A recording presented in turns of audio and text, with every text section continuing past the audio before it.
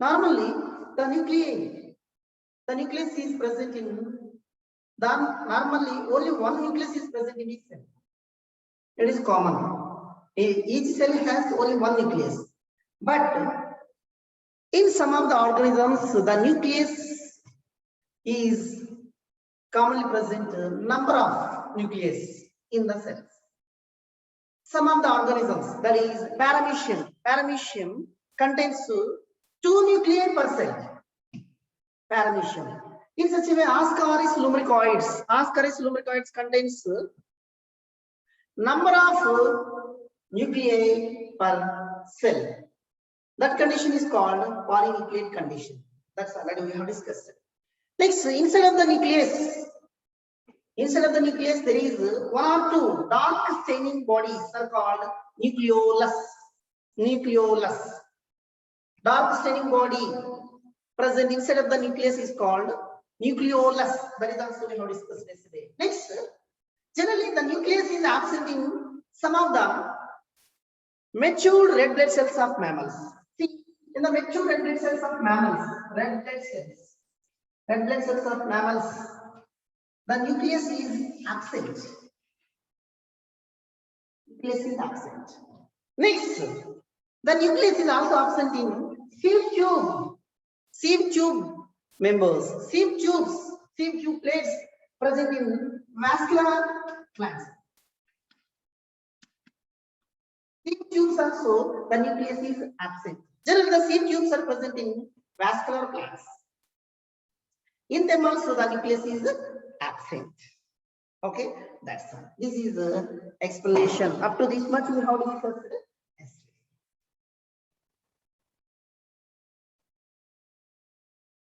Next one. See here.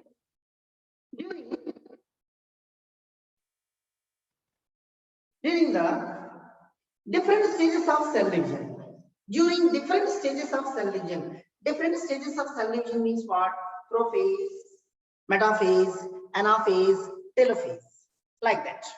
During different stages of cell division, the cells shows structured chromosomes.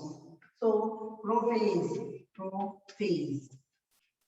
metaphase, anaphase, telophase, like this.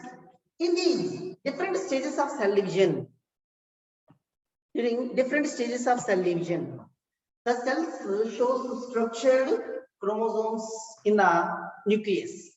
The cells shows structured chromosomes in the nucleus. Instead of the nucleus, the cell shows structured chromosomes like this.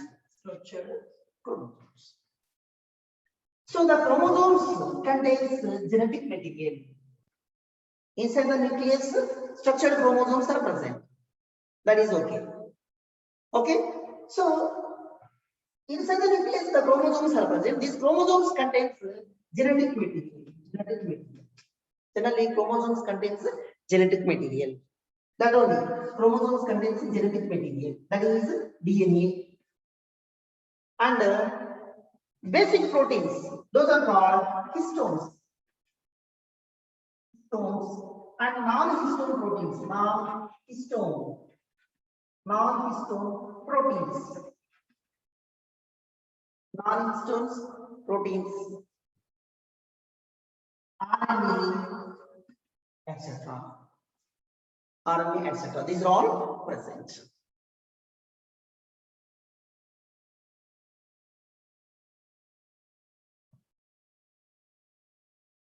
Okay, that's all. So during the different stages of cell division, the cells shows structured chromosomes inside the nucleus. Next, the chromosomes contains genetic material, that is DNA. Basic proteins, that is histones, non-histones, and these are all associated with chromosomes. That's all. Next statement: a single human cell, in human beings contains 2 meters long DNA, 2 meters thread-like DNA. See, a single human cell a single human cell. If we will see a single human cell, a single human cell contains 2 meters long thread-like DNA. See, 2 meters long thread-like DNA, like this long thread-like. So this DNA is double helical DNA, like that. 2 meters long DNA, 2 meters long thread-like DNA is present. This 2 meters long DNA is packed within 46 chromosomes inside the nucleus. Inside the nucleus. Generally, chromosomes always presented inside the nucleus. Inside the nucleus, the chromosomes contains genetic material DNA. So, in these 46 chromosomes, like this way,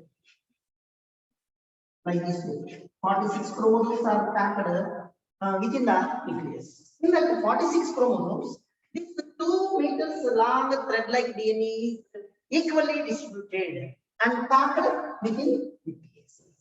This is called packaging of DNA. So the packaging of DNA we will discuss in second PUC molecular biology topic. Okay, that's it. So just 2.2 meters long thread-like DNA is distributed within 46 chromosomes. That means 23 pairs of chromosomes.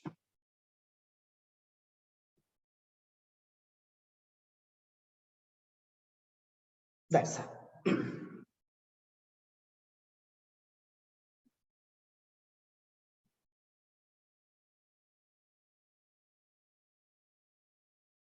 Next topic is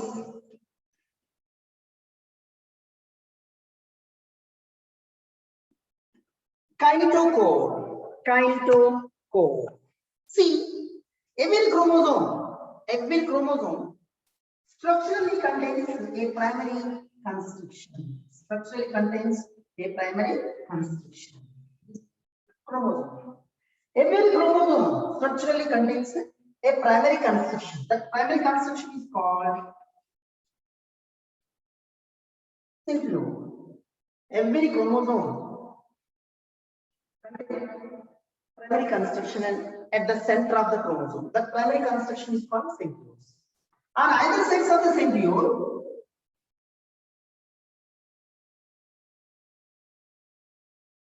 disc-shaped structure.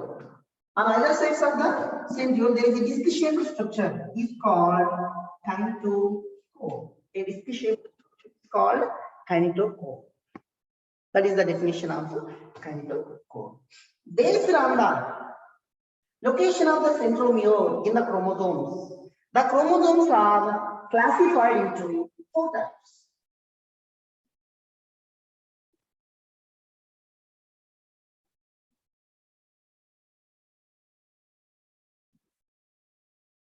Chromosomes are classified into 4 types. Those are, first one is metacentric. First one is metacentric. Second one is submetacentric. Third one is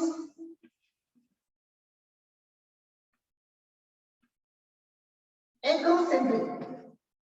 And fourth one is telocentric.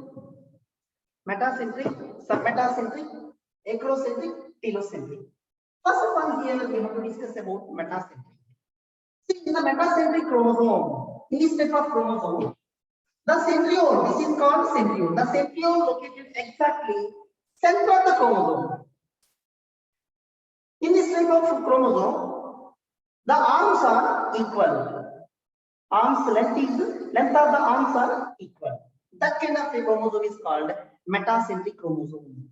Metacentric chromosome. Metacentric chromosome, the centriole is located exactly middle. Exactly middle. Such type of chromosomes are called metacentric chromosome. Next, submetacentric chromosome.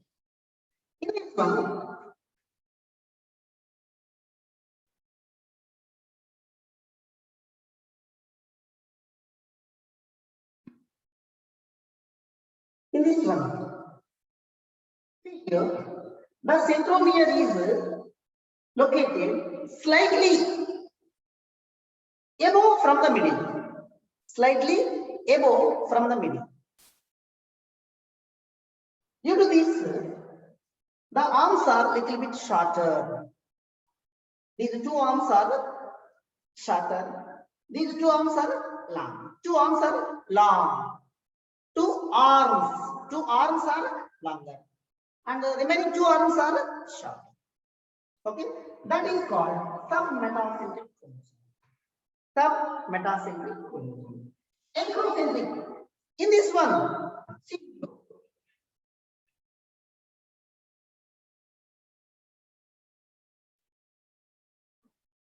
this is called acrocentric chromosome.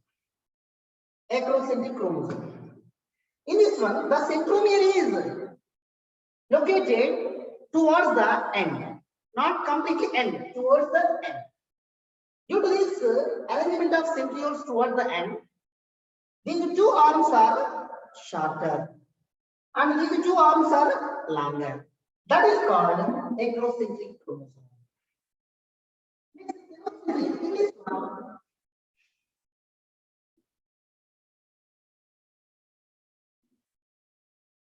In this last telocentric chromosome, the centrioles are completely end of the chromosomes. Due to that, two arms are shortest and two arms are longest.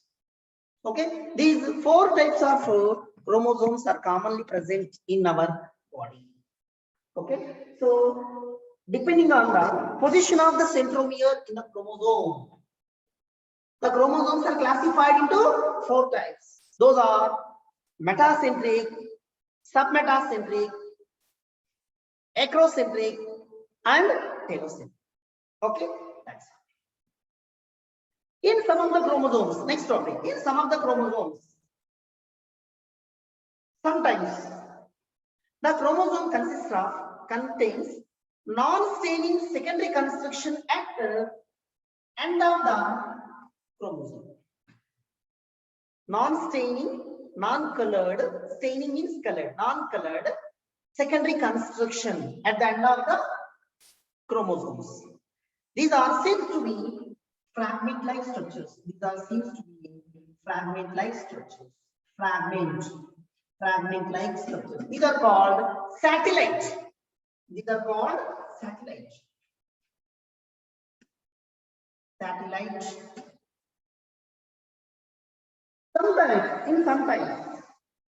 Sometimes in some of the chromosomes which contains non-staining secondary construction at constant location. That location is one end of the chromosomes. Those are called satellites. Okay, that's it. Next, a little topic: microbodies. Microbodies. Next topic is microbodies. See here, many membrane bound minute vesicles are called microbodies. Many membrane bound minute, these are called minute vesicles. These vesicles are covered by a membrane. These vesicles are covered by a membrane. These vesicles are covered by a membrane. Many membrane bound vesicles are called microbodies. These microbodies contains a number of enzymes in plants and animal cells. In plant and animal cells, those microbodies contains number of enzymes. Microbodies are two types: peroxisomes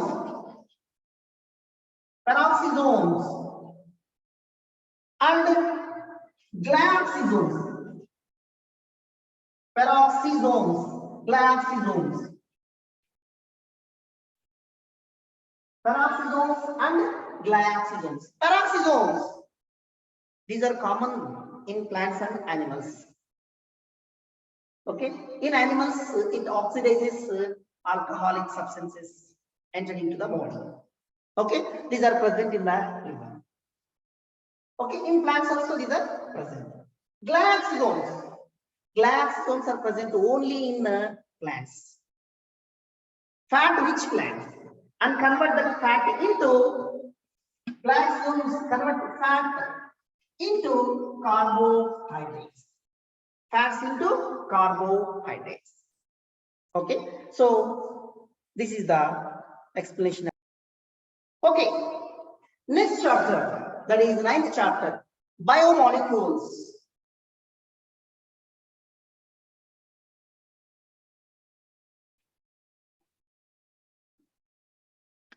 Biomolecules. The next chapter, that is biomolecules. This is ninth chapter. This is ninth chapter, biomolecules. In annual exams, this chapter weightage is 8 marks. In CET exam, 2 questions. In NEET exams, 2 questions. That is the weightage of biomolecules chapter. Okay, so biomolecules actually, so you might have studied in lower classes, or else it is you will study in second PUC. In chemistry, second PUC we study. In biology, first PUC biomolecules we study. So it is very easy, but here the difficulty is more theory part will be there. More theory part will be there. So biomolecules topic, some part we will discuss about chemistry, some part we will discuss about biology. That's why it is called biomolecules topic. Okay, so in first PUC about biomolecules topic, it is very easy. In second PUC, biomolecules topic is studying chemistry, that is difficult. If you study this, that will be easy. So you have to listen carefully. Okay, so that is the chapter biomolecules. So biomolecules, bio means biological organisms. That may be plants, animals, microbes. Molecules, various kinds of molecules. What are those molecules? DNA, RNA, proteins, amino acids, nucleic acids, etc. Various kinds of inorganic, organic elements, compounds, aromatic compounds, aldehydes, ketones. About these units, these are all called molecules. These are all the molecules commonly present in living beings. That's why it is called biomolecules. So what are the biomolecules are present in the living organisms? That is what we will discuss in the 9th chapter. It is very easy chapter, but more theory topic will be there. So we always wonder what the living organisms are made up of. If we will think few seconds about living organisms, really, if we will think about the living organisms, we always wonder what the living organisms are made up of. In our body, cells, what kind of components are contained? So about those cell components, if we will think, really we will surprise. An analysis of living organisms like plant tissue, animal tissue, and microbes shows that these three contains same kinds of elements, that is carbon, hydrogen, and oxygen. An analysis of plant tissue, animal tissue, and analysis of plant tissue, animal tissue, and microbes. And analysis and chemical analysis chemical analysis of plant tissue, animal tissue, and microbes shows that all are made up of by common elements, that is carbon, hydrogen, and oxygen. So these three elements are common. Along with these other elements also, other kinds of elements also present in these three kinds of living tissues. That is the analysis of chemicals in living tissue. If we will analyze and similar analysis, that is Earth surface crust, Earth surface crust, and similar analysis of Earth surface crust, that is non-living matter. matter, non-living matter, non-living matter, non-living matter. It is made up of by same elements, that is carbon, hydrogen, oxygen. Here what? Living organisms, non-living organisms, both are made up of by same components. But the differentiation is what? The concentration is different. The concentration is different. In living beings, their concentration may be more and active. In non-living beings, their concentration may be less or inactive. See, if you wanted to run from Bagalkota bus stand to Vidyagiri, if you wanted to reach from Bagalkota bus stand to Vidyagiri, one person is coming on his walk. On walk, one person is coming. One person is coming on cycle. One person is coming on two-wheelers. So these three members, one person is a human being, he is coming on walk. While he is walking, he will use in his leg muscles carbon, hydrogen, oxygen. One person is coming on cycle. While he is coming on cycle, he will run the cycle. He will move the cycle. In his legs, in the muscles, in leg muscles, carbon, hydrogen, oxygen burns and provides energy. One person using two-wheelers. In two-wheelers, petrol. In the petrol also the same component, carbon, hydrogen, oxygen. These three members, they use the same component, but energy levels are different. In our legs, in our leg muscles, the energy level is less. When we are coming on walk, the person who is coming on cycle, he will use more energy. One person coming on bike, he will not at all use any energy. Instead of using his energy, he using fuel energy. In the fuel burning material also carbon, hydrogen, oxygen. But the reaching time to Bagalkoti, Vidyagiri is varies. One person 5 minutes may take, one person 10 minutes. The person who is walking, he may take 20 minutes. Who is coming on cycle, he may come 10 minutes. Who is coming on two-wheeler, he may come within the 5 minutes. But these three members used same elements, that is carbon, hydrogen, oxygen. But the energy levels are different. You might have understood that.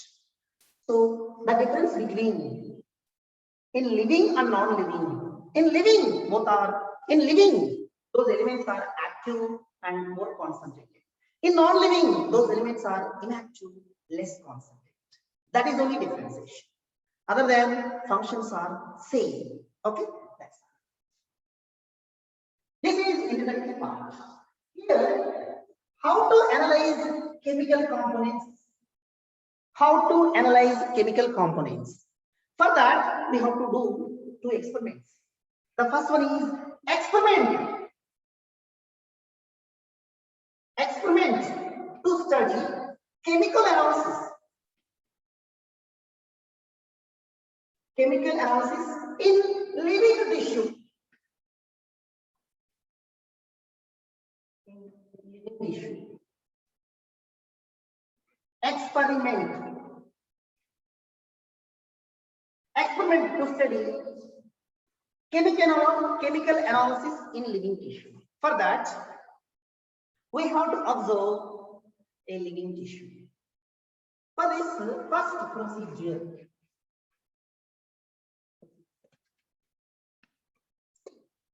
so we have to conduct an experiment to study chemical analysis in living tissue.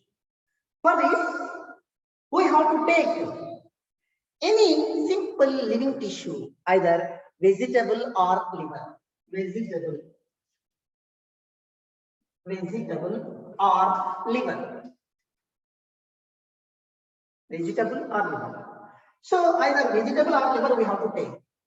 So after taking, what we have to do? This is we have to grind with trichloroacetic acid.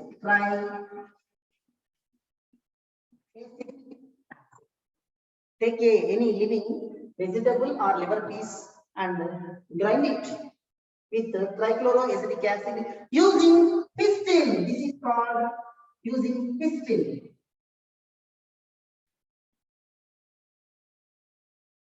Using pestle, this is called pestle. Pestle. Using pestle and mortar. Pestle and mortar. Using, we will hold it, we will grind it. Using pestle and mortar. So this, with the help of pestle, grind it, vegetable piece or liver thoroughly. After complete grinding, we will obtain a thick slurry. Here, we will get a thick slurry. This is called slurry. We will obtain thick slurry. This thick slurry we have to be filtered using filter paper. This thick slurry we have to be filtered using filter paper or tissue paper or cotton cloth. Any filter paper we have to use it. We have to use and filter this slurry we have to filter. When we will filter this slurry, we will obtain two fractions. This is called filtrate. We will obtain two fractions. One is filtrate. One is filtrate. Second one is retentate. One is filtrate, another one is retentate. Filtrate, this is called filtrate. This is called retentate. So this filtrate is also called acid soluble pool. Retentate is called acid insoluble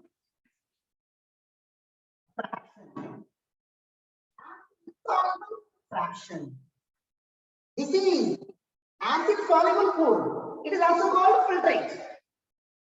The remaining part which is left on filter paper, this is called retentate. It is also called acid insoluble fraction. If we will observe this filtrate, if we will observe acid soluble pool, we will find number of inorganic and organic compounds. Number of inorganic, organic, first organic compounds. Organic compounds are carbon containing compounds. That is carbohydrates, proteins, fats, and nucleic acids. These are all we will observe. Carbohydrates, proteins, fats, and nucleic acids we will observe. Those are called organic compounds. Organic compounds means what? Carbon containing compounds we will observe. Okay, so inorganic compounds. From this, we will observe inorganic compounds also. Inorganic compounds also we will observe. Inorganic compounds also observe. Inorganic compounds are sulfates, phosphates, etc. Sulfates and phosphates, etc. Like this way, from filtrate, we will observe number of inorganic and organic compounds. Okay, so this way we get to know that all the biomolecules, molecular structures and formulas.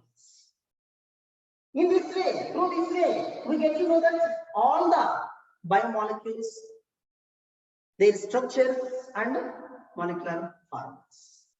Okay, that's all. This is the procedure. So through this procedure, we can identify number of organic and inorganic compounds which are present in living tissues.